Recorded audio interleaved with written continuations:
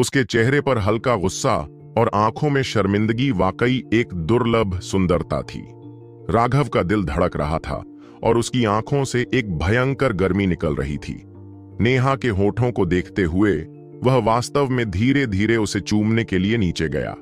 राघव की इस तरह से नजर पड़ने पर नेहा का दिल जोर से धड़कने लगा। वह डर के मारे उछल पड़ी और जल्दी से बोली, मुझे जाने दो, बहन सीमा आ रही है। नेहा अभी भागी ही थी कि सीमा आ पहुंची। नेहा पूरी तरह से लाल हो चुकी थी, उसकी तरफ देखने की हिम्मत नहीं हो रही थी।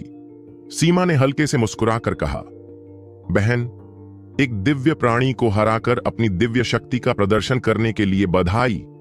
तुमने वाकई हम बहनों को सम्मान दिलाया है।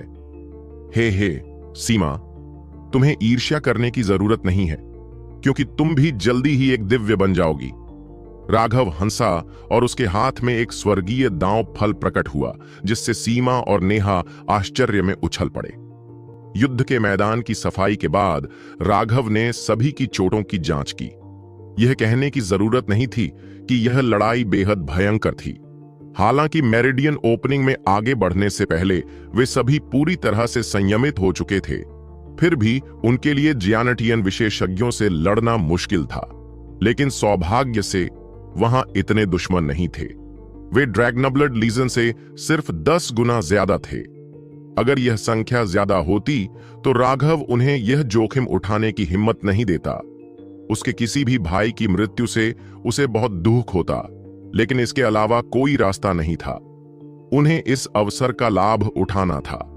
उनके शत्रुओं की खेती के आधार और संख्या पूरी तरह से ड्रैगनब्लड लीजन की क्षमता की सीमा पर थी।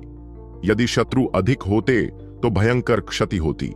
उनके दुश्मन पर्याप्त रूप से शक्तिशाली थे और उनकी संख्या भी सही थी, जिससे ड्रैगनब्लड लीजन को सबसे बेहतर ढंग से परास्त किया जा सके। अगर वे बहुत अधिक शक्तिशाली होते तो वे उनसे निपट नहीं पाते। अगर वे बहुत कम होते तो कोई दबाव या मौत का एहसास नहीं होता। सबसे सुखद बात यह थी कि एक भी व्यक्ति की मृत्यु नहीं हुई थी। वास्तविकता इतनी क्रूर थी। राघव के पास सभी को इस खतरे से गुजरने के अलावा कोई विकल्प नहीं था। हालांकि अगर वे इस बार यह जोखिम नहीं उठाते तो ड्रैगनब्लड लीजन की शक्ति पीछे छूट जाती। अगली बार जब उन्हें दुश्मनों का सामना करना पड़ता तो यह और भी खतरनाक होता। राघव की खुद की साधना गति बहुत तेज थी। अगर वह इसी तरह चलता रहा तो ड्रैगनब्लड योद्धा उसके साथ नहीं रह पाएंगे। वे उसके साथ कंधे से कंधा मिलाकर नहीं लड़ पाएंगे। वह प्रत्येक ड्रैगनब्लड योद्धा को समझता था। वे सभी जोशीले योद्धा थे जो युद्ध के मैदान में मरना पसंद करते थे, बजाय इसके कि उन्हें त्याग दिया जाए और फेंक दिया जाए। यही उनकी अपनी गरिमा थी। राघव के मन में भी उन्हें छोड़ने का कभी कोई विचार नहीं आया था। इसलिए उनके लिए एकमात्र विकल्प यही था कि वे उसके साथ परीक्षण और खतरे मोल लें। जो लोग घायल हो जाते थे वे राघव की व्यक्तिगत रूप से परिष्कृत उपचार गोलियों का सेवन करने के बाद केवल 3 दिनों में पूरी तरह से ठीक हो जाते थे। राघव ने सभी को आराम करने के लिए कहा। खदानों के बारे में? अरे, अगर कोई भी खदानों को ढूंढ सकता है तो वे चाहें तो उनसे चोरी कर सकते हैं। राघव को वास्तव में खुद की प्रशंसा करनी चाहिए। पूरा खनन क्षेत्र नष्ट हो चुका था। खदानों का प्रवेश द्वार कौन खोज सकता था? झुआंतियन दाओ संप्रदाय की खदानें तो दूर, 2 पड़ोसी खदानें भी दफन हो चुकी थीं। लेकिन यह इतना महत्वपूर्ण नहीं था। काला सोना अयस्क लगभग समाप्त हो चुका था, इसलिए किसी को भी उस मायावी फीनिक्स ब्लड ब्लैक गोल्ड की ओर कोई उम्मीद नहीं थी। खनिकों के लिए वे आजकल केवल अंशकालिक काम करते हैं। पिछले कुछ दिनों के दौरान कोई भी खनन नहीं हुआ था, इसलिए कोई भी भूमिगत नहीं था और इसलिए खदानों को बस दफन किया जा सकता था। इस तरह उन्हें खदानों के लिए हमला किए जाने की चिंता करने की भी जरूरत नहीं थी। मूल इमारतें अब नष्ट हो चुकी थीं, इसलिए हर कोई केवल तंबू में रह सकता था। एक निश्चित तंबू के भीतर आसिफ जमीन पर लेटा था। उसकी आंखें बंद थीं और उसके 7 छिद्रों से खून बह रहा था। उसका चेहरा अस्वस्थ पीले रंग का था और उसकी आभा अविश्वसनीय रूप से कमजोर थी। राघव, क्या तुम जिला प्रमुख को बचा सकते हो? अगर ऐसा ही चलता रहा तो वह मर सकता है। जिस बुजुर्ग ने एक बार राघव को धमकी दी थी अब उससे मदद की भीख मांग रहा था। यह बुजुर्ग हैरान था। आसिफ का साधना आधार यहां सबसे ऊंचा था, लेकिन फिर उसे अब सबसे भारी चोटें क्यों लगी? मैं कर सकता हूं, राघव ने सोच विचार कर अपनी ठुड्डी रगड़ी। सचमुच? बढ़िया, जल्दी करो और उसे ठीक करो। समस्या यह है कि मैं उसे क्यों बचाऊं? बुजुर्ग क्रोध से लगभग मर ही गया। हम सब एक ही संप्रदाय के सदस्य हैं। आप किसी को मरते हुए कैसे देख सकते हैं? मैं किसी को मरते हुए कैसे देख सकता हूं? मुझे वास्तव में आपकी प्रशंसा करनी चाहिए। आपने अपनी त्वचा को इतना मोटा कैसे बना लिया? जब हम उन भ्रष्ट दुश्मनों का सामना कर रहे थे तो आप सभी यहां कछुओं की तरह छिपे हुए थे। उस समय आपको ऐसी पवित्रता के बारे में क्यों नहीं सूझा? राघव ने नाक भौं सिकोड़ी। वह था। बुजुर्ग अवाक रह गए। इस समय सीमा ने अचानक आह भरी। राघव, इसे जाने दो। आखिरकार हम सभी एक ही संप्रदाय के सदस्य हैं। इस समय हमें बाहरी दुश्मनों के खिलाफ एकजुट होना चाहिए। ठीक है, ठीक है, इस महिला की बातें पूरी तरह सही हैं। हमें एकजुट होना चाहिए, बुजुर्ग ने चिल्लाकर कहा। राघव ने उपहास किया और कुछ नहीं कहा। सीमा ने आगे बढ़कर आसिफ की जांच की।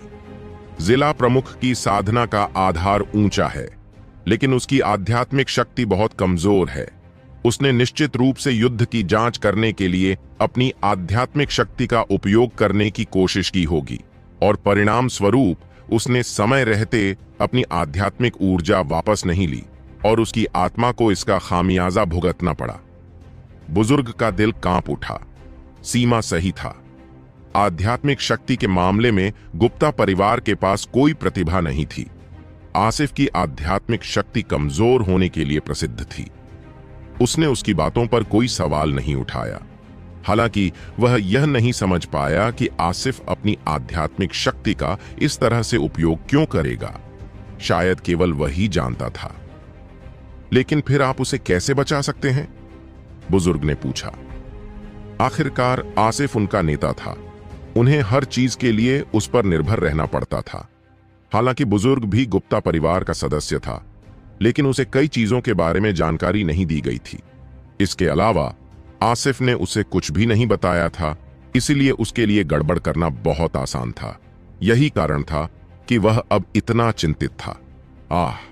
ठीक है, मैं उसकी आत्मा को चंगा करने में मदद करने के लिए अपनी आध्यात्मिक शक्ति का एक हिस्सा बलिदान कर दूंगी, सीमा ने आह भरी। क्या तुम्हें क्या लगता है कि वह कौन है? वह इस लायक नहीं है कि तुम अपनी आध्यात्मिक शक्ति का त्याग करो। क्या तुम मूर्ख हो गए हो? राघव गुस्से में बोला। उसकी अभिव्यक्ति पूरी तरह से बदल गई। राघव, तुम्हें बड़ी तस्वीर पर ज्यादा ध्यान देना होगा। अपनी इस दुश्मनी को कुछ समय के लिए खत्म करो, सीमा ने कहा। राघव गुस्से से चिल्लाया और चला गया।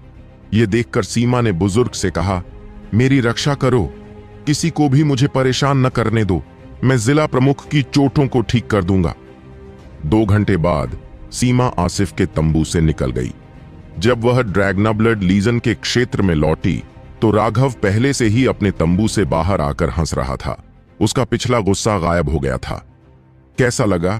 क्या तुम्हें समझ आया? उसने पूछा। तुम सच में एक बदमाश हो। तुम्हारी यह हरकत इतनी वास्तविक थी कि मुझे लगा कि तुम गुस्सा हो गए हो, सीमा ने कहा। हे, जल्दी से अंदर आओ। बताओ, वे क्या कर रहे हैं? राघव ने सीमा को अपने टेंट में खींच लिया। नेहा भी मौजूद था। थोड़ी देर आराम करने के बाद नेहा अब पहले जैसी पीली नहीं रही। इस आसिफ के पास वास्तव में एक साजिश थी। राघव, तुम वास्तव में चतुर थे। तुमने ऐसी योजना के बारे में भी सोचा। सीमा ने राघव को देखा और आह भरी। हे, बहुत तारीफ, बहुत तारीफ। राघव शरारती अंदाज में हंसा। जब बुरे लोगों से निपटने की बात आती थी तो उसके पास हमेशा कई कमियां होती थीं। आसिफ के खिलाफ वास्तव में राघव ने साजिश रची थी। जब नेहा और भ्रष्ट स्वर्गीय के हमलों की शॉक वेव उस तक पहुंची तो राघव ने सीधे अपनी आध्यात्मिक शक्ति का इस्तेमाल करके आसिफ को नींद में धकेल दिया।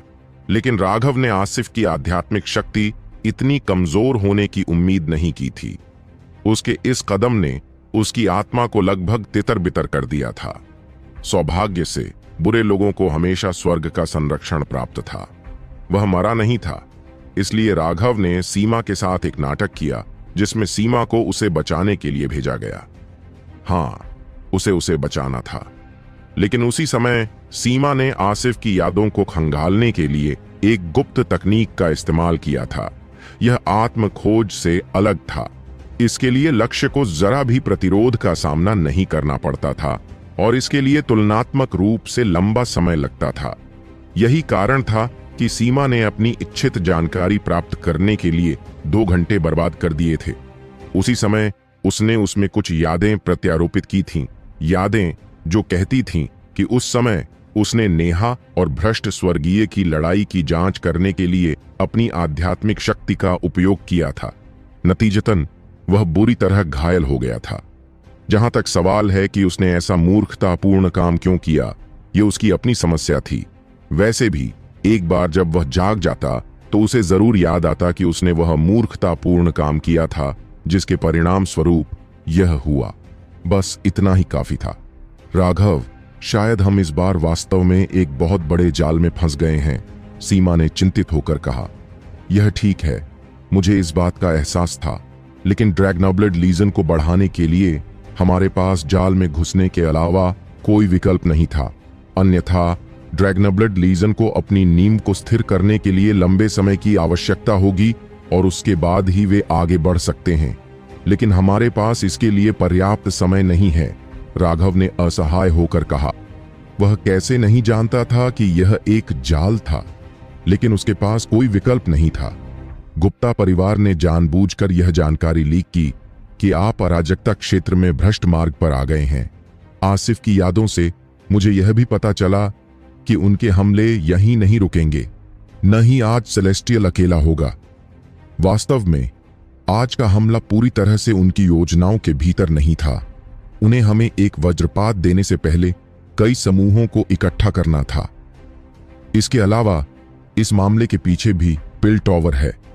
हालांकि आसिफ को पूरी योजना के बारे में पता नहीं है, लेकिन उसने गुप्ता परिवार के विशेषज्ञों के साथ बातचीत की है और उन्होंने अपने इरादे बताए हैं। गुप्ता परिवार की मूल रूप से आपसे दुश्मनी थी। अब वे पिल टॉवर के हुओ परिवार से भी एहसान ले सकते हैं और वे भ्रष्ट मार्ग के ब्लेड का उपयोग कर रहे हैं। आपको काटने के लिए उन्हें अपने हाथ भी गंदे करने की जरूरत नहीं है।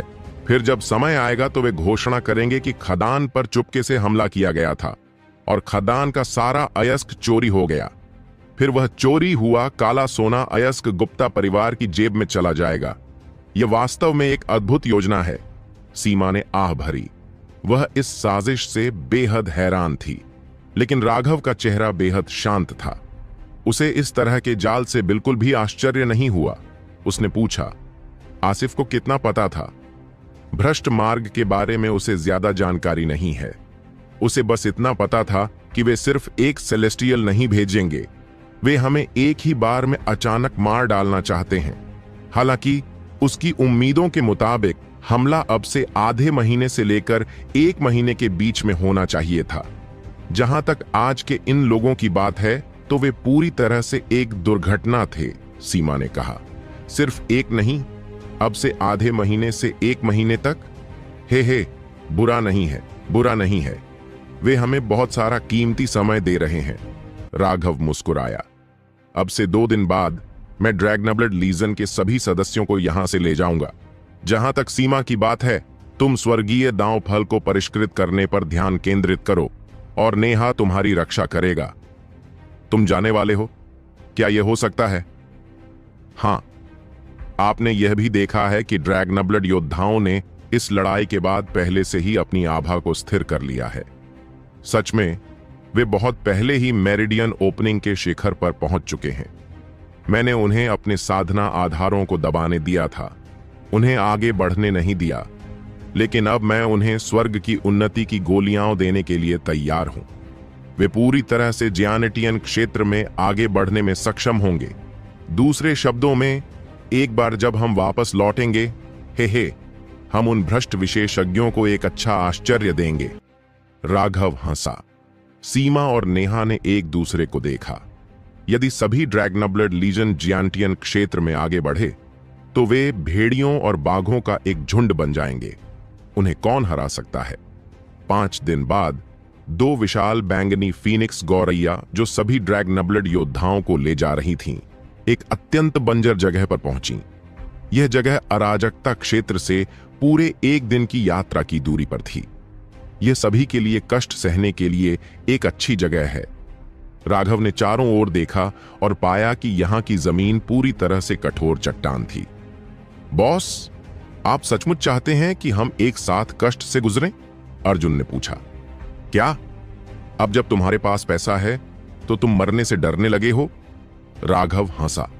उस भ्रष्ट सेना को नष्ट करने के बाद उन्होंने 300 से अधिक स्थानिक छल्ले प्राप्त किए थे।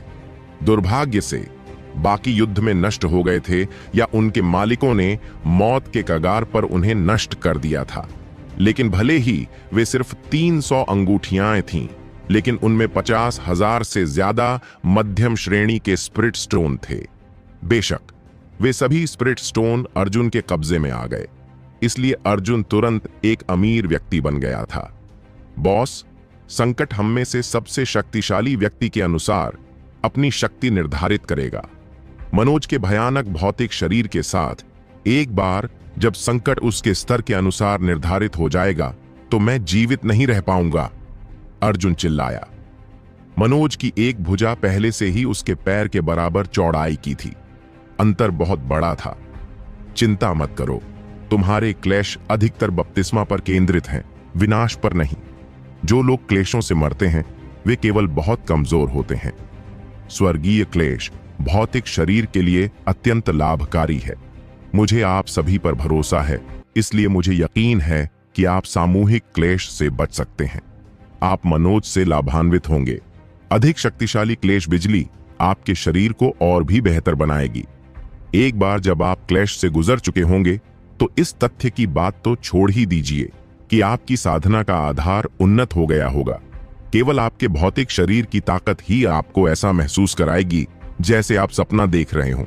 बेशक इस दुनिया में कोई भी मुफ्त फल नहीं मिलता। थोड़ी देर में तुम सब बहुत दुखी हो जाओगे, लेकिन चिंता मत करो, मैं तुम्हारे करुण चेहरे को फोटोग्राफिक जेड से ठीक से रिकॉर्ड कर लूंगा। राघव हंसा। बॉस, आप बहुत दुष्ट हैं। आपको हमारे साथ कष्ट सहना चाहिए। यही एकमात्र तरीका है जिससे सब कुछ उचित है, मनोज ने कहा। क्या मैं तुम्हारे साथ कष्ट सहूंगा? राघव हंसा। अगर वह उनके साथ अपना कष्ट झेलता तो इस दुनिया में ड्रैगनब्लड लीजन नहीं होता। ठीक है, सभी लोग शिकायत करना बंद करें, अपने आप को तैयार करें। आप सभी बहुत पहले ही मेरिडियन ओपनिंग के शिखर पर पहुंच चुके हैं। यदि आपने अपने साधना आधारों को दबाया नहीं होता तो आप में से कुछ लोग पहले ही सफलता प्राप्त कर चुके होते। रक्त और आग के उस बपतिस्मा से गुजरने के बाद आपके क्षेत्र पूरी तरह से स्थिर हो गए हैं। थोड़ी देर में मैं चला जाऊंगा और आप सभी एक ही समय में स्वर्ग की उन्नति की गोलियां खाएंगे। यह औषधीय गोली आपको अपनी नींव में कोई दोष छोड़े बिना जियानेटियन क्षेत्र में पूरी तरह से आगे बढ़ने की अनुमति दे सकती है। एक बार जब आप आगे बढ़ जाते हैं तो आपको स्वर्गीय क्लेश का सामना करना पड़ेगा। स्वर्गीय क्लेश का बपतिस्मा अब सिर्फ भौतिक शरीर के लिए एक परीक्षा है। यह आपकी इच्छा शक्ति को भी एक तरह से तपाता है। जब क्लेश आता है तो आपको अवसर का फायदा उठाना चाहिए। अपने शरीर में मौजूद अशुद्धियों को बाहर निकालने के लिए क्लेश की शक्ति का उपयोग करें। जियानेटियन क्षेत्र साधना की सच्ची शुरुआत है। यह अत्यंत महत्वपूर्ण है। एक दोष रहित शरीर आपको भविष्य में आधे प्रयास से दोगुनी गति से साधना करने में सक्षम बनाएगा। ठीक है, मैं और कुछ नहीं कहूंगा। स्वर्ग को आगे बढ़ाने वाली गोलियां तैयार कर लो। जैसे ही मैं चला जाऊंगा उन्हें खा लेना। राघव लिटिल स्नो को ले आया। जब राघव 100 मील दूर एक बंजर पहाड़ की चोटी पर खड़ा था तो सभी ने अपनी स्वर्ग उन्नति की गोलियां खा लीं। जैसे ही गोली उनके मुंह में गई वे घुल गए। उन्हें लगा कि उनकी आध्यात्मिक क्यूई धीरे धीरे बढ़ रही है। हर कोई जितना हो सके उतना आराम कर रहा था, कोई हरकत नहीं कर रहा था। उन्होंने बस औषधीय गोली को अपना काम करने दिया। उनकी आध्यात्मिक क्यूई लगातार बढ़ती रही। उनकी हड्डियों से होकर गुजरी, फिर उनके मांस से होकर, फिर उनके डेंटियन में जाकर मिल गई। उनके डेंटियन में एक विशाल भंवर बन गया। भंवर तेजी से घूमने लगा। अंत में उनके शरीर से एक तेज गड़गड़ाहट की आवाज आई। उनकी क्यूई, रक्त, स्नायु बंधन, हड्डियां और शिरोबिंदु सभी अपनी चरम अवस्था में पहुंच गए। गड़गड़ाहट तेज हो गई और उनके शरीर से शक्तिशाली आभा फूट पड़ी। वे अवरोध को तोड़ चुके थे। यदि यह जियांटियन क्षेत्र से पहले होता तो वे पहले ही आगे बढ़ चुके होते, लेकिन अब यह अलग था। उन्हें स्वर्गीय क्लेश के बपतिस्मा से गुजरना पड़ा। उसके बाद ही उनकी आध्यात्मिक क्यूई हाउटियन क्यूई से जियानटियन क्यूई में बदल जाएगी और उसके बाद ही वे सच्चे जियानटियन विशेषज्ञ बनेंगे। एक बार जब आप अवरोध को तोड़ देते हैं तो केवल दो संभावनाएं होती हैं। एक तो बिजली के प्रकोप का सामना करने में सफल होना, जबकि दूसरा असफल होना और प्रकोप द्वारा धूल में मिल जाना। सभी ने एक साथ ही रास्ता तोड़ा। 300 से ज्यादा क्यूई के खंभे आसमान में उड़ गए, जिससे अंतरिक्ष हिल गया। आसमान में अंतहीन काले बादल छा गए। यह इतना छोटा है, राघव अचंभित हुए बिना नहीं रह सका। काले बादल केवल 100 मील की दूरी तय कर रहे थे। बिजली का एक तूफान बरसा जो ड्रैगनब्लड लीजन पर टूट पड़ा। उनमें से कई लोग चौंक कर चीखने लगे। उन्हें विपत्तिपूर्ण बिजली का कोई अनुभव नहीं था और इस पहले हमले में वे सुन्न हो गए और हिलने में असमर्थ हो गए। तुम चिल्ला क्यों रहे हो? यह हल्की बूंदाबांदी कुछ भी नहीं है। अगर तुम हिल नहीं सकते तो कोई बात नहीं, अपने शरीर में वज्र शक्ति को खींचो ताकि तुम्हारा शरीर शांत हो जाए, राघव चिल्लाया। घबराए हुए ड्रैगनब्लड योद्धा तुरंत काफी हद तक शांत हो गए। यह स्वर्गीय क्लेश था और इसमें स्वर्ग की शक्ति समाहित थी। यह कहना कि वे भयभीत नहीं थे झूठ होगा। स्वर्ग की शक्ति के सामने मानव जाति चींटियों जितनी छोटी थी, लेकिन राघव की चीख ने उन्हें बताया कि वह पास से देख रहा था और इससे उन्हें एक अवर्णनीय सुकून मिला।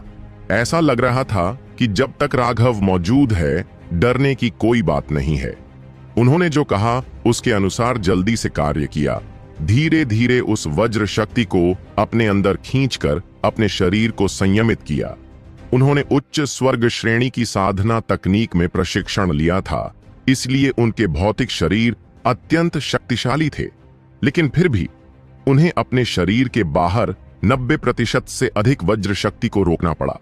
उनमें से कुछ बहुत घबरा गए थे और उन्होंने बहुत अधिक वज्र शक्ति खींच ली थी, जिसके कारण उनकी दयनीय चीखें निकल गईं। हालांकि 1 मिनट से भी कम समय में सभी को इसकी आदत हो गई थी। उन्होंने अपने भौतिक शरीर की ताकत के अनुसार वज्र शक्ति को आकर्षित किया। अरे, जैसी की उम्मीद थी, यह वाकई अलग है। इसे स्वर्गीय क्लेश माना जाता है। कितना भेदभावपूर्ण है। राघव ने कभी महसूस नहीं किया था कि स्वर्गीय क्लेश इतना सौम्य हो सकता है। स्वर्गीय विपत्ति धीरे धीरे नीचे आ रही थी, जैसे कोई युवती उनके चेहरों को प्यार से सहला रही हो, लेकिन उसका स्वर्गीय क्लेश एक विस्फोटक जादुई जानवर की तरह था जो अपनी पूरी शक्ति के साथ उस पर हमला कर रहा था। अंतर वास्तव में बहुत बड़ा था। आऊ! लिटिल स्नो ने धीमी आवाज में गुर्राहट निकाली। अभी सहन करो, उनके खत्म होने का इंतजार करो और फिर तुम अपनी तकलीफें झेल सकते हो, राघव ने कहा। लिटिल स्नो को भी एहसास हो गया था कि उसका संकट आने वाला है। पिछले कुछ दिनों से वह बहुत बेचैन था, शांत नहीं रह पा रहा था। अभी अभी उसने राघव को बताया कि उसका संकट आने वाला है। जादुई जानवरों के लिए क्लेश अलग थे। क्लेश पहले आया और उसके बाद ही वे आगे बढ़े। यह इसके विपरीत था कि कैसे मनुष्य पहले आगे बढ़े और फिर उन्हें क्लेश का सामना करना पड़ा। हालांकि राघव को अभी भी ड्रैगनब्लड लीजन पर नजर रखनी थी, क्योंकि उन्हें अपने संकट का सामना करना था। लिटिल स्नो को इसे थोड़े समय तक सहना पड़ा। कुछ समय बाद आकाश में काले बादल हल्के होने लगे, जो इस बात का संकेत था कि वे छंटने वाले थे। मूल रूप से एक मेरिडियन ओपनिंग विशेषज्ञ के लिए उनके जियानटियन क्लेश का सामना करना क्लेश 5 सांसों के समय से अधिक नहीं चलेगा। ड्रैगनब्लड लीजन के लिए इतना लंबा क्लेश इसलिए था क्योंकि उन्होंने इसे एक साथ झेला था। बिजली का प्रकोप बहुत ही सौम्य था, कभी भी उन पर कोई उग्र शक्ति नहीं छोड़ी गई। इससे ड्रैगनब्लड योद्धाओं को अपने शरीर को आसानी से शांत करने में मदद मिली। ड्रैगनब्लड योद्धा अब भीग चुके थे। उनकी त्वचा काले धब्बों से ढकी हुई थी। जिससे एक घिनौनी गंध निकल रही थी। ये वे अशुद्धियां थीं जो उनके शरीर में थीं। उन अशुद्धियों में गोलियों के विष भी थे। हालांकि ड्रैगनाब्लड योद्धा सभी अविश्वसनीय रूप से उत्साहित थे। उन्हें ऐसा लग रहा था जैसे उनका भौतिक शरीर 10 गुना से अधिक मजबूत हो गया हो। इसके अलावा उनकी आध्यात्मिक क्यूई पहले से ही धीरे धीरे गैसीय अवस्था से तरल अवस्था में बदलना शुरू हो गई थी। भविष्य में उनके शरीर में आध्यात्मिक क्यूई को अब आध्यात्मिक क्यूई नहीं बल्कि आध्यात्मिक युआन कहा जाएगा। आध्यात्मिक क्यूई और आध्यात्मिक युआन गुणात्मक रूप से भिन्न थे। वे बस एक ही स्तर पर नहीं थे। यह कहा जा सकता है कि अपने कष्टों से गुजरने के बाद ही वे सच्चे ज्यानेटियन विशेषज्ञ माने जा सकते थे। उनके हाथों की हर लहर प्राकृतिक ऊर्जा खींच सकती थी। उन्हें ऐसा महसूस होता था जैसे उनका पूरा शरीर शक्ति से भरा हुआ था। मनोज, स्वर्गीय क्लेश को भड़काने के लिए अपनी पूरी आभा जारी करो। अचानक एक चीख गूंजी जिससे सभी अवाक रह गए। राघव चाहता था कि मनोज क्लेश को भड़काए। क्या यह मौत को आमंत्रित करना नहीं था? संकोच मत करो। यदि तुम अब भी हमला नहीं करोगे तो क्लेश समाप्त हो जाएगा, राघव चिल्लाया। मनोज का चेहरा हरा था। इस तरह से अपनी आभा को किसी संकट में छोड़ना खुद को मौत के मुंह में भेजना था। यह सामान्य ज्ञान था, लेकिन वह राघव के आदेशों की अनदेखी नहीं कर सकता था। अपने दांतों को भींचते हुए उसकी शक्तिशाली आभा सीधे आसमान में उड़ गई। काले बादल उग्र हो गए। आसमान और धरती हिल गए। काले बादल तुरंत पहले से कहीं ज्यादा दूर तक फैल गए। पिछली बिजली बारिश की बूंदों जितनी मोटी थी, लेकिन अब हर बिजली लगभग 1 फुट मोटी थी। उनके शरीर पर गिरते ही उनकी त्वचा तुरंत फट गई और खून बहने लगा। डरो मत, अपनी पूरी ताकत से बचाव करो। तुम्हारे शारीरिक शरीर में अभी भी सुधार की बहुत गुंजाइश है। इस मौके को बर्बाद मत करो, राघव चिल्लाया। एक कीमियागर के रूप में राघव देख सकता था कि सभी के शरीर में अभी भी बहुत सारी अशुद्धियां हैं। बिजली की ताकत पर्याप्त मजबूत नहीं थी, इसलिए उसके पास मनोज को विपत्ति भड़काने के अलावा कोई विकल्प नहीं था। यह सुनकर सब लोग उसकी मंशा समझ गए। यद्यपि दर्द से उनके शरीर में खलबली मच गई, फिर भी उन्होंने अपने दांत भींच लिए। कोई आवाज नहीं निकाली। मनोज, आगे बढ़ो, राघव ने आसमान की ओर देखते हुए चिल्लाया। मनोज ने सावधानी बरतते हुए अपनी आभा को जरा भी नहीं रोका। सभी ड्रैगनाब्लड योद्धाओं में से उसकी आभा सबसे मजबूत थी। जब उसने इसे छोड़ा तो अंतरिक्ष भी गड़गड़ाहट से भर गया। स्वर्गीय विपत्ति और भी अधिक भयंकर हो गई तथा वज्र की चमक बढ़ती गई। अर्जुन सबसे पहले खुद को रोक नहीं पाया। खून की उल्टी करते हुए वह चिल्लाया, बॉस, मुझे बचाओ।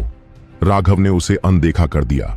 उसने अन्य दुखी ड्रैगनाब्लड योद्धाओं को भी अनदेखा कर दिया, जिनकी हड्डियां और मांसपेशियां बिजली की वजह से फट रही थीं। उसका ध्यान बादलों पर था। अचानक काले बादल शांत हो गए और एक अभूतपूर्व विनाशकारी आभा फैल गई। यह खत्म हो गया है, हम सब मर चुके हैं। ड्रैगनाब्लड योद्धा तुरंत निराश हो गए। स्वर्ग का प्रकोप इस पूरी दुनिया को नष्ट कर सकता था। वे निश्चित रूप से मर जाएंगे। छी, तुम बस इसी से डर गए। थोड़ा बड़ा हो जाओ। छोटी बर्फ, इसे काट दो। हवा के ब्लेडों का एक विशाल गोला अचानक संकट के बादलों को चीरता हुआ सीधा अंदर घुस गया। फिर यह फट गया और 300 मील के संकट के बादलों में एक बड़ा छेद दिखाई दिया। तभी वे सभी यह बता पाए कि अभी भी दिन का समय था। ड्रैगनाब्लड योद्धाओं की आंखें लगभग बाहर निकल आईं। हे भाइयों, बुरा नहीं है, आप आराम कर सकते हैं। बाकी लिटिल स्नो की लड़ाई होगी, राघव ने कहा। उसने लिटिल स्नो की पीठ थपथपाई। स्वर्ग और पृथ्वी कांप उठे। आसमान से एक भयानक दबाव बरसा। संकट के बादल तुरंत छंट गए और 3000 मील के क्षेत्र को कवर करते हुए और भी आगे फैल गए। भयानक दिव्य शक्ति ने सभी ड्रैगनाब्लड योद्धाओं को पीला कर दिया। यह देखकर अर्जुन पहले से ही शक्तिहीन होकर जमीन पर पड़ा था। राघव के साथ रहने के लिए एक शक्तिशाली दिल की आवश्यकता थी। बॉस, क्या आप हमें मौत के घाट उतारने की कोशिश कर रहे हैं? छोटी बर्फ, चलो, मुसीबतें पहले ही तुम्हारे ऊपर आ चुकी हैं। राघव लिटिल स्नो की पीठ पर सवार हो गया, जबकि लिटिल स्नो सफेद बिजली की चमक में बदल गई और तेजी से दूर चली गई। उसी समय संकट के बादल उनका पीछा करने लगे और उन पर असीम दबाव पड़ने लगा। बादलों के भीतर अनगिनत बिजली चमक रही थी। उस दबाव के कारण सांस लेना भी मुश्किल हो रहा था। इस बिजली की शक्ति बहुत भयानक थी। क्या हो रहा है? विनायक जमीन से उठ खड़ा हुआ और भयभीत होकर उस दिशा में देखने लगा जहां राघव गया था। बॉस मुसीबत को दूर ले जा रहा है। क्या वह भी आगे बढ़ने की योजना बना रहा है? मनोज ने संघर्ष करते हुए कहा। उसका पूरा शरीर खून से लथपथ था। क्या बॉस ठीक होंगे? शुभम ने पूछा। ड्रैगनाब्लड लीजन ने अब राघव को वरिष्ठ प्रशिक्षु भाई नहीं कहा, न ही वे उसे लीजन कमांडर कहते थे। इसके बजाय वे सभी उसे बॉस कहते थे। यह नाम थोड़ा शरारती था, लेकिन इससे उन्हें और भी ज्यादा निकटता का एहसास हुआ। इस नाम का दूसरा कारण यह था कि राघव का चरित्र किसी भी तरह से एक सामान्य कमांडर जैसा नहीं था, इसलिए उसे बॉस कहना सभी को ज्यादा उपयुक्त लगा। तुम्हारी सारी चिंताएं बेकार हैं। तुम्हें क्या लगता है बॉस कौन है? उसे क्या खतरा होगा? जो खड़े हो सकते हैं वे मेरी मदद करें। मुझे ऐसा लग रहा है जैसे बिजली ने मुझे लगभग मसल दिया हो। अर्जुन को खड़े होने के लिए मदद की जरूरत थी। इसके अलावा कोई रास्ता नहीं था, क्योंकि वह यहां सबसे कमजोर शारीरिक शरीर वाला व्यक्ति था, यहां तक कि महिलाओं से भी कमजोर। उसकी चोटें सबसे ज्यादा थीं। चलो देखते हैं बॉस क्या कर रहे हैं। सभी ने एक दूसरे का सहारा लिया और वे सब उठ खड़े हुए। हालांकि उनकी चोटें गंभीर थीं, लेकिन उनके पास शांत मन से ठीक होने का कोई रास्ता नहीं था। उन्हें जाकर देखना था कि क्या हो रहा है। एक ऊंचे पहाड़ पर पहुंचने के बाद उन्होंने यह दृश्य साफ देखा और वे सभी अचंभित रह गए। हजारों मील दूर पूरा इलाका बिजली की चमक से भर गया था। वे राघव या लिटिल स्नो की आकृतियां भी नहीं देख पा रहे थे। आह! अचानक ड्रैगनाब्लड योद्धाओं में से एक ने अपना सिर पकड़ लिया और चिल्लाया। अर्जुन ने कठोरता से डांटा, मूर्ख, वह बिजली का संकट बहुत भयानक है, लेकिन फिर भी तुमने इसकी जांच करने के लिए अपनी आध्यात्मिक शक्ति का उपयोग किया। तुम वास्तव में अब अपना जीवन नहीं चाहते। उस योद्धा की आध्यात्मिक शक्ति असाधारण रूप से प्रबल थी। वह अपनी दिव्य भावना का उपयोग करके यह जांचना चाहता था कि बिजली के समुद्र में क्या हो रहा है। नतीजतन उसकी आध्यात्मिक ऊर्जा ने बस बिजली के क्षेत्र को छुआ ही था कि उसे पीछे धकेल दिया गया। उसकी आत्मा लगभग फट गई। मुझे बस चिंता है बॉस की। उसने अपना सिर भींच लिया। उसका चेहरा पीला पड़ गया। वह सचमुच लगभग मर ही गया था। मैंने पहले ही कहा है कि बॉस कोई ऐसा व्यक्ति नहीं है जिसके बारे में हमें चिंता करने की जरूरत है। अगर आपको चिंता करनी है तो अपने बारे में चिंता करें। बैठ जाइए, अपनी दवा लें और ठीक हो जाए। जब तक बिजली चमकती रहेगी, हम जानते हैं कि बॉस अभी भी वहां है और जीवित है। चिंता करने की कोई जरूरत नहीं है। ऐसा कहने के बाद अर्जुन ने एक उपचार की गोली खा ली। उसे लगा जैसे उसका शरीर टूटने वाला है। बाकी लोग भी जल्दी से बैठ गए और उपचार की गोलियां खा ली, एक नजर अंतहीन बिजली के समुद्र पर रखते हुए। हालांकि यह हजारों मील दूर था, लेकिन वे सभी महसूस कर सकते थे कि यह बिजली कितनी भयानक थी। यह व्यावहारिक रूप से सर्वनाशकारी थी। संकट कम हो रहा है। यह लगभग खत्म हो जाना चाहिए। मैं बॉस और लिटिल स्नो को देख सकता हूं। हे भगवान, क्या मेरी आंखें टूट गई हैं? वे लिटिल स्नो को आसमान में बिजली की चमक का सामना करते देख चौंक गए। उसके रोंगटे खड़े हो गए और वह बुरी तरह दहाड़ने लगा। उसके शरीर पर गिरती बिजली उसे जरा भी नुकसान नहीं पहुंचा पा रही थी। जहां तक राघव की बात है, वह कुछ ही दूरी पर जमीन पर बैठा हुआ था और एक कप में चाय की चुस्की ले रहा था। उस इत्मीनान से देखने वाले दृश्य ने सभी को चकित कर दिया। उन वज्रपातों की हर एक धार ड्रैगनाब्लड योद्धाओं में से प्रत्येक के लिए बहुत बड़ा खतरा पैदा करती, लेकिन राघव और लिटिल स्नो के लिए वे हल्की बूंदाबांदी की तरह थे। यह लिटिल स्नो के संकट की पहली लहर थी, सबसे कमजोर लहर। राघव और लिटिल स्नो इसे अनदेखा कर सकते थे। अभी जब राघव सबको आदेश दे रहा था तो वह इतना चिल्लाया कि उसका गला खराब हो गया था। अब गला गीला करने का सही समय था। उसे उम्मीद नहीं थी कि ड्रैगनाब्लड लीजन यह देख लेगा। उसने जल्दी से अपने कप में मौजूद सारा रानी मधुमक्खी का शहद निगल लिया और कप को फेंक दिया। आसमान में छाए संकट के बादलों को गंभीरता से देखते हुए। क्या यह सचमुच मेरी उपस्थिति को महसूस करने में असमर्थ है? राघव थोड़ा हैरान था। उसने लिटिल स्नो के साथ इस क्लैश से गुजरने के लिए पहले से ही अपनी तैयारी कर ली थी। पिछली बार जब उसने लिटिल स्नो के क्लैश में हस्तक्षेप किया था तो स्वर्गीय क्लैश तुरंत अधिक शक्तिशाली हो गया था और उस पर हमला किया था। लेकिन इस बार स्वर्गीय विपत्ति उसे देख पाने में असमर्थ थी। सारी शक्ति लिटिल स्नो पर केंद्रित थी। वह केवल कुछ अवशिष्ट तरंगों से प्रभावित था। इससे वह सोच में डूब गया। क्या स्वर्गीय दाउस भी धोखा खा सकते हैं? अन्यथा वे उसे कैसे नोटिस नहीं कर सकते थे?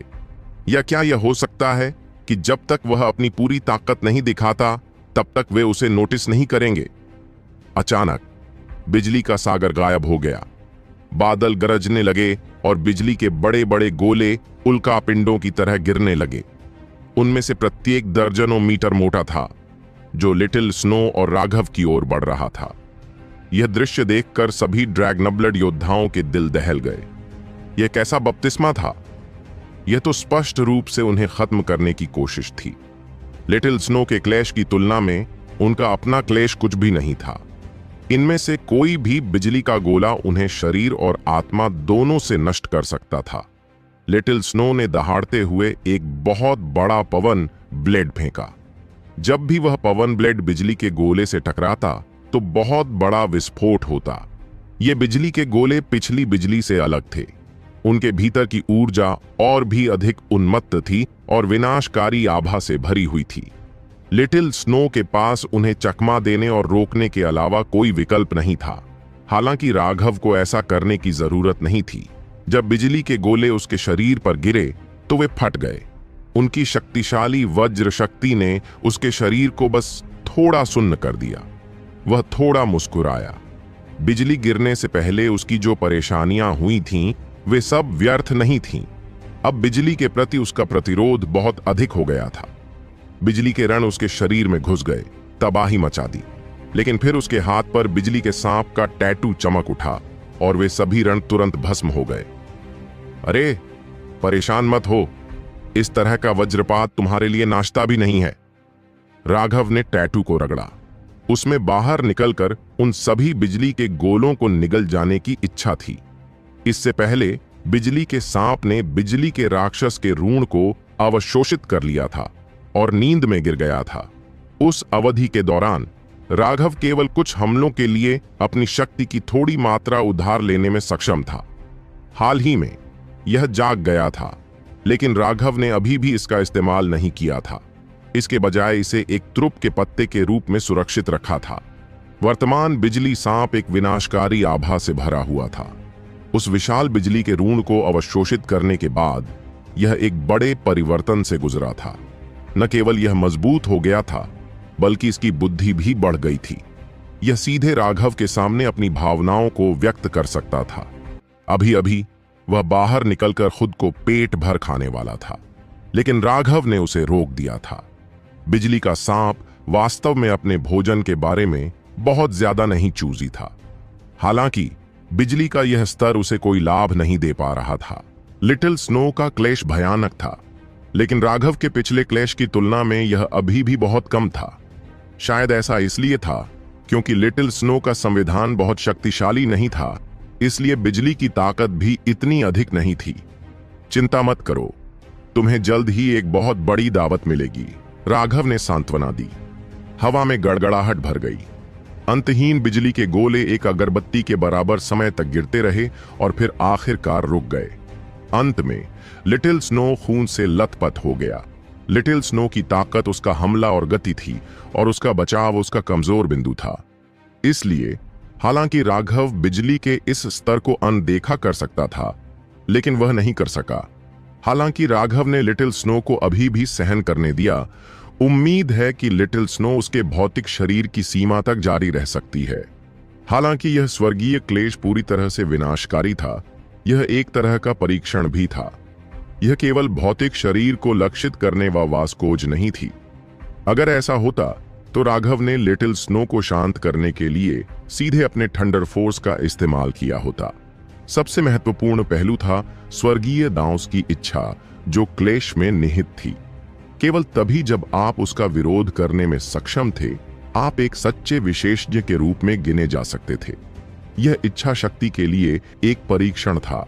इस तरह का तड़का लगाना शारीरिक शरीर के तड़का लगाने से भी ज्यादा कीमती था। बहुत से लोग मौत से नहीं डरते होंगे, लेकिन स्वर्गीय क्लेश के सामने वे सभी अपनी आत्मा की गहराई से आतंक महसूस करते थे। यदि आप साधना करना चाहते हैं तो आपको उस जन्मजात भय को नियंत्रित करना होगा। केवल इस तरह के परीक्षण को सहन करके ही आप वास्तव में युद्ध में निडर होकर लड़ सकते हैं। आकाश में सभी संकट के बादल एक साथ इकट्ठे हुए और गायब हो गए। केवल एक चीज बची थी, वह थी एक विशाल बिजली का राक्षस जो लिटिल स्नो पर हमला कर रहा था। ठीक है, तुम उस आदमी को ले सकते हो। राघव की बांह पर बिजली का टैटू चमक उठा और प्रकाश की एक किरण निकली। 1000 मीटर का बिजली का अजगर ऊपर से गुजरा। दो विशालकाय पिंड आपस में टकराए, जिससे आकाश चकाचौंध करने वाली रोशनी से भर गया। अचानक बिजली सांप ने एक स्वर्ग कंपाने वाली दहाड़ जारी की, क्योंकि वह बिजली राक्षस के साथ एक भयंकर युद्ध कर रहा था। बिजली का राक्षस बिजली के सांप से भी बड़ा था। यह शुरू में लिटिल स्नो पर सीधे हमला कर रहा था, लेकिन बिजली के सांप द्वारा अवरुद्ध होने के कारण यह आगे नहीं बढ़ पाया। बिजली सांप ने अपना मुंह खोला और बिजली राक्षस को क्रूरता से काट लिया, बलपूर्वक उसके मांस का एक हिस्सा फाड़ दिया। वह वास्तव में मांस नहीं था, उसका शरीर अनगिनत बिजली के रूणों से बना था। उन रूणों को निगलने के बाद बिजली का सांप और भी ज्यादा उत्तेजित हो गया और भी ज्यादा भयंकर तरीके से लड़ने लगा। बिजली के राक्षस में कोई बुद्धि नहीं थी, वह बस पागलपन से लिटिल स्नो तक पहुंचने की कोशिश कर रहा था, बिजली के सांप पर हमला नहीं कर रहा था। हालांकि बिजली के सांप ने इसे रोक दिया और बड़े उत्साह से इसे काट लिया। छोटी बर्फ, पीछे हट जाओ, बिजली के राक्षस को तुम पर हमला मत करने दो। बिजली का सांप अभी भी इस बिजली राक्षस के लिए एक मैच नहीं था और यह पूरी तरह से इसे रोकने में असमर्थ था। हालांकि बिजली के राक्षस ने बिजली के सांप पर हमला नहीं किया। ऐसा लग रहा था जैसे उसके अचेतन मन ने उसे बताया था कि वह अपने जैसे अस्तित्व पर हमला नहीं कर सकता। बेशक बिजली के सांप के मन में ऐसा विचार नहीं था। यह एक भूखे जानवर की तरह था, जिसे आखिरकार मांस का पहाड़ मिल गया था और वह पागलों की तरह बिजली के राक्षस को खा रहा था। हर बार जब वह बिजली राक्षस के शरीर का एक हिस्सा निगलता तो उसका अपना शरीर बड़ा हो जाता। जैसे जैसे उसका शरीर बढ़ता गया, उसकी आभा भी मजबूत होती गई। हे भगवान, बॉस ने इतना डरावना पालतू जानवर कब पाला? अर्जुन और बाकी सभी लोग अचंभित थे। वे उस विशाल बिजली के सांप को देखकर सदमे में थे। बिजली का सांप पागलों की तरह बिजली के राक्षस को खा गया, लगातार खुद को मजबूत करता रहा। कुछ ही सांसों में बिजली का राक्षस वास्तव में सिकुड़ने लगा। जहां तक बिजली के सांप की बात है तो वह 1000 मीटर से 1500 मीटर लंबा हो गया। इसके अलावा उसके सिर से 2 उभार निकले। बिजली का सांप बिजली के अजगर में बदल रहा था। किंवदंती के अनुसार 1 सहस्राब्दी की साधना के बाद एक सांप अजगर बन सकता है, एक अजगर ड्रेक बन सकता है और एक ड्रेक ड्रैगन बन सकता है। जहां तक सांप और अजगर के बीच अंतर की बात है तो यह सिर से निकलने वाले 2 उभारों पर आधारित था। अगर अजगर कभी ड्रैगन बनने में कामयाब हो जाता है तो वे 2 उभार सींग बन जाएंगे। अन्यथा चाहे सांप कितना भी बड़ा हो जाए, वह हमेशा एक बड़ा सांप ही रहेगा, उसे अजगर नहीं कहा जाएगा। अब जबकि बिजली का सांप बिजली के अजगर में बदल गया था, राघव का दिल कांप उठा। क्या यह हो सकता है कि बिजली का अजगर बाद में बिजली के ड्रैक में और फिर बिजली के ड्रैगन में बदल जाए? यदि यह संभव था तो क्या ज्वाला सर्प के लिए भी यह संभव नहीं होगा? अगर वह उन्हें सही तरीके से पालता है तो भविष्य में उसे कुछ भी करने की जरूरत नहीं होगी। वह अपने सभी विरोधियों पर अत्याचार करने के लिए बस 2 विशाल ड्रैगन को बुला सकता है। अगर वह भविष्य में एक शक्तिशाली ड्रैगन टैमर बन सकता है, आकाश में ड्रैगन पर उड़ सकता है, जिससे पूरी दुनिया उसके सामने कांप उठेगी, तो उसका विरोध कौन कर सकता है? अचानक एक जोरदार धमाका हुआ। विशाल बिजली राक्षस पूरी तरह से बिजली अजगर के साथ उलझ गया था। वह विरोध करने में असमर्थ था, जबकि बिजली अजगर लगातार उसे खाने से बड़ा होता जा रहा था। आखिरकार बिजली अजगर इतना मजबूत हो गया कि बिजली राक्षस अब और विरोध करने में सक्षम नहीं था और उसे पूरी तरह से निगल लिया गया। उसका आखिरी टुकड़ा निगलने के बाद बिजली का अजगर 2500 मीटर लंबा हो गया। इससे एक भयंकर दबाव आया और यह कुछ चक्कर लगाने के बाद हवा में तैरा और फिर बिजली के एक बोल्ट में बदल गया, जो राघव की बांह पर वापस आ गया। उसके हाथ पर बना टैटू भी बदल गया था। वह बिजली के अजगर जैसा ही लग रहा था। राघव ने ऊपर देखा और पाया कि मुसीबत के बादल पहले ही छोड़ चुके थे। लिटिल स्नो की मुसीबत खत्म हो गई थी। यह ऐसे ही खत्म हो गया? राघव थोड़ा हैरान था। इस बार बिजली का कहर इतनी आसानी से कैसे गुजर गया? अचानक उसके मन में विचार आया, क्या ऐसा हो सकता है कि उसकी साधना के आधार को छुपाकर क्लेश को धोखा दिया गया हो? लेकिन यह कैसे संभव था? क्या यह नहीं कहा गया था कि स्वर्गीय दांव को धोखा नहीं दिया जा सकता? स्वर्गीय दांव के सामने कोई भी धुआंधार मजाक था। हालांकि अगर विपत्ति ने उसकी साधना के आधार को भांप लिया होता तो उसे इतनी आसानी से समाप्त नहीं होना चाहिए था। उसे उस पर भयंकर हमला करना चाहिए था। क्या यह आदिम अराजकता मन का था? राघव ने इस पर बहुत देर तक विचार किया। उसने पूरे समय अपना साधना आधार मध्य मेरिडियन ओपनिंग क्षेत्र में रखा था। दूसरे शब्दों में, उसका साधना आधार लिटिल स्नो से कम था। तो फिर क्या स्वर्गीय दाउस ने उसे इस वजह से याद किया था? इसके अलावा उसने व्यक्तिगत रूप से बिजली के संकट में हस्तक्षेप भी नहीं किया था। यह बिजली का अजगर ही था जिसने अंत में लिटिल स्नो की मदद की थी। क्या यह था कि बिजली के अजगर के प्रति संकट में अभी भी परिचित भावनाएं थीं? बिजली के राक्षस ने पूरे समय बिना जवाबी हमला किए केवल बचाव किया था। उसकी आंखों में केवल एक ही चीज थी, छोटी बर्फ। यही एकमात्र कारण था कि उसे इतनी आसानी से निगल लिया गया था। क्या यह हो सकता है कि स्वर्गीय दाउस स्वयं केवल कानूनों का एक समूह थे और उन्हें धोखा देने के तरीके भी थे? राघव को कुछ समझ में आ गया था। बॉस, क्या आप ठीक हैं? अर्जुन और अन्य लोग घबराहट में भाग गए। हम, क्या गड़बड़ हो सकती है? क्या यह सिर्फ एक बढ़िया स्नान नहीं था? राघव हंसा। राघव ने लिटिल स्नो को उसके आध्यात्मिक स्थान पर वापस भेज दिया, जिससे उसे आराम करने का मौका मिला। हालांकि लिटिल स्नो को इस विपत्ति से चोटें आई थीं, लेकिन वे बहुत गंभीर नहीं थीं। एक बार लिटिल स्नो ठीक हो गया तो वह स्वाभाविक रूप से जियानटियन क्षेत्र में प्रवेश करेगा और एक भयानक छठी रैंक जादुई जानवर बन जाएगा। आप सब कैसा महसूस कर रहे हैं? राघव ने पूछा। मैं बहुत भयभीत महसूस कर रहा हूं। बिजली गिरने से होने वाली वह विपत्ति लगभग सर्वनाश करने वाली थी, मनोज ने कांपती आवाज में कहा। बाकी सभी को भी ऐसा ही महसूस हुआ। लिटिल स्नो की विपत्ति बहुत भयानक थी। मैं उस बारे में बात नहीं कर रहा था, मैं आपके शरीर के बारे में बात कर रहा था। पिछली बार मैंने आपके शरीर में मौजूद कुछ विषाक्त पदार्थों को बाहर निकालने में आपकी मदद करने के लिए दवा का इस्तेमाल किया था। अब स्वर्गीय क्लेश ने आपको एक और बार उन्हें बाहर निकालने में मदद की है। आपके शरीर को लगभग दोष रहित बिंदु पर पहुंच जाना चाहिए था। यह आप सभी के लिए व्यावहारिक रूप से एक उत्तम आधार तैयार करता है। अब से आप सभी एक बिल्कुल नई यात्रा पर निकलेंगे। जियानटियन क्षेत्र एक बिल्कुल नए साधना पथ की शुरुआत है। यह यूटियन के क्यूई संघनन क्षेत्र जैसा ही है। आधार अत्यंत महत्वपूर्ण है। मुझे विश्वास है कि आज के बाद आप सभी अपने साधना पथ पर छलांग और सीमा से आगे बढ़ेंगे। राघव ने उनकी ओर अपनी मुट्ठियां बांध लीं।